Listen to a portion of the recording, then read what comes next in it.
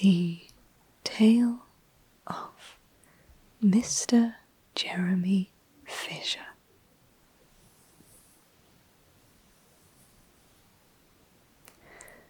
By Beatrix Potter.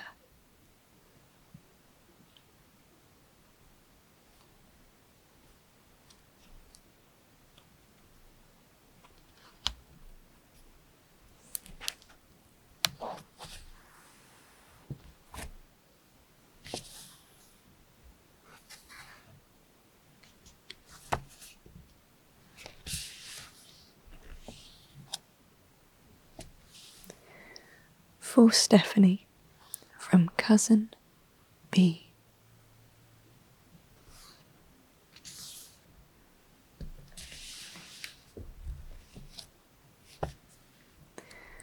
Once upon a time, there was a frog called Mr. Jeremy Fisher. He lived in a little damp house amongst the buttercups at the edge of a pond.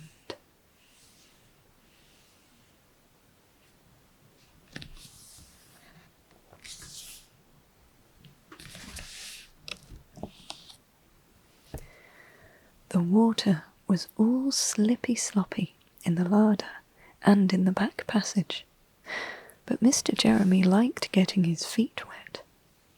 Nobody ever scolded him, and he never caught a cold.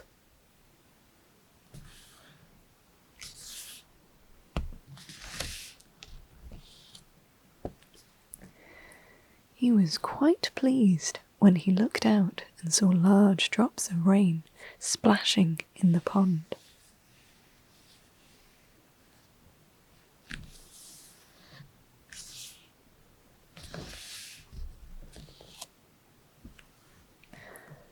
I will get some worms and go fishing and catch a dish of minnows for my dinner, said Mr. Jeremy Fisher.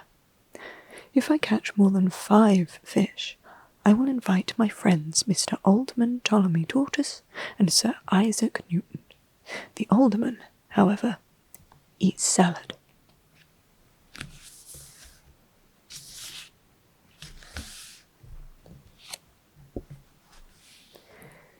Mr. Jeremy put on a mackintosh and a pair of shiny galoshes. He took his rod and basket and set off with enormous hops to the place where he kept his boat.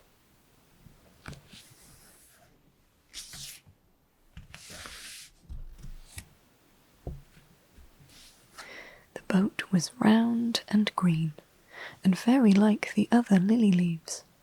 It was tied to a water plant in the middle of the pond.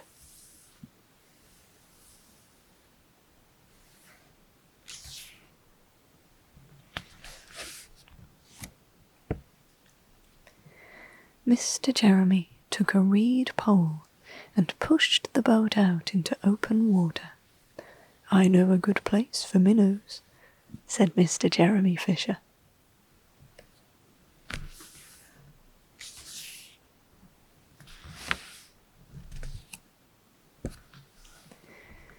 Mr. Jeremy stuck his pole into the mud and fastened the boat to it. Then he settled himself cross-legged and arranged his fishing tackle. He had the dearest little red float. His rod was a tough stalk of grass. His line was a fine long white horsehair, and he tied a little wriggling worm at the end.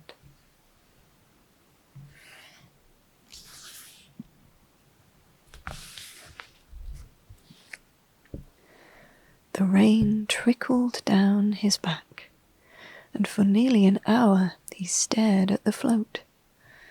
This is getting tiresome. I think I should like some lunch, said Mr. Jeremy Fisher.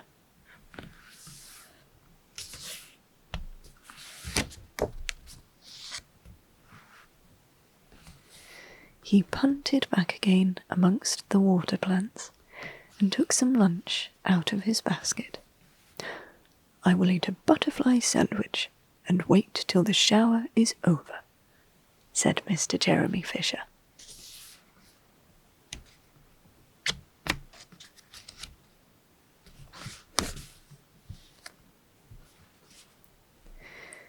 great big water beetle came up underneath the lily leaf and tweaked the toe of one of his galoshes. Mr. Jeremy crossed his legs up shorter, out of reach, and went on eating his sandwich.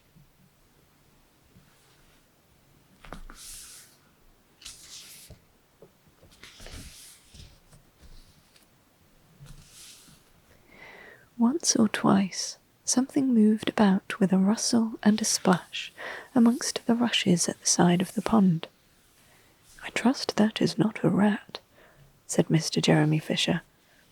"I think I had better get away from here."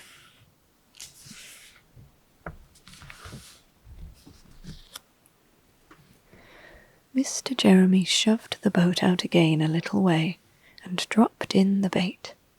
There was a bite almost directly. The float gave a tremendous bobbit. "A minnow! A minnow!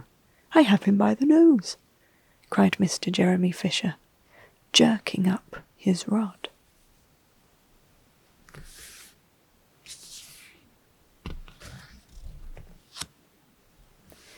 But what a horrible surprise! Instead of a smooth, fat minnow, Mr. Jeremy landed little Jack Sharp the stickleback, covered with spines.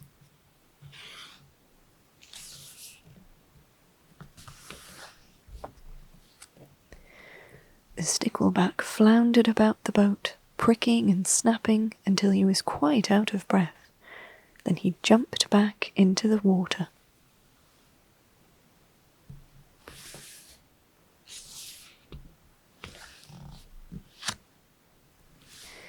And a shoal of other little fishes put their heads out and laughed at Mr. Jeremy Fisher.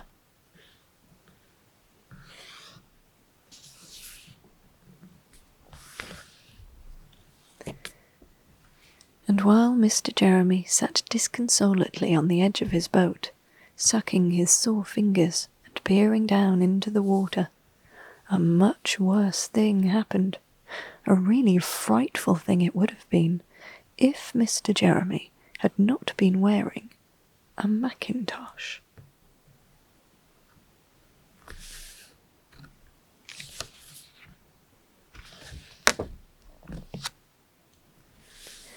A great big enormous trout came up, ka-flop, with a splash, and it seized Mr. Jeremy with a snap. "Ow! Ow!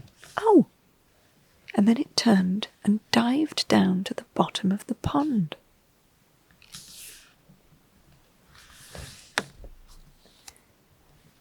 But the trout was so displeased with the taste of the mackintosh that in less than half a minute it spat him out again, and the only thing it swallowed was Mr. Jeremy's galoshes.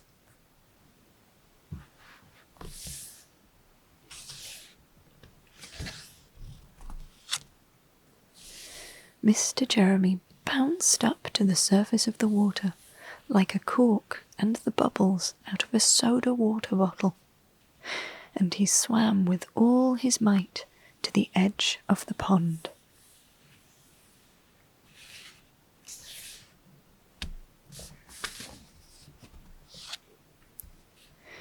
He scrambled out on the first bank he came to, and he hopped home across the meadow with his mackintosh all in tatters.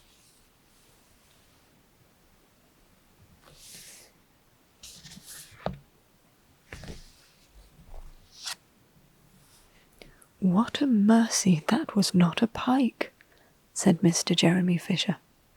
"I have lost my rod and basket, but it does not much matter, for I am sure I should never have dared to go fishing again."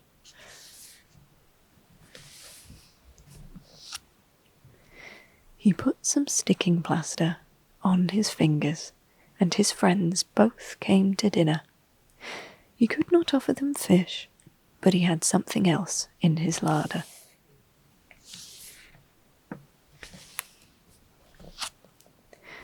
Sir Isaac Newton wore his black and gold waistcoat.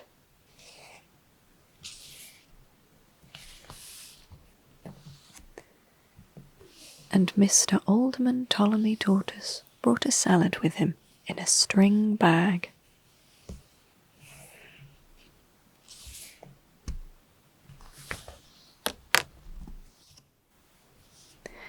And instead of a nice dish of minnows, they had a roasted grasshopper with ladybird sauce, which frogs consider a beautiful treat, but I think it must have been nasty.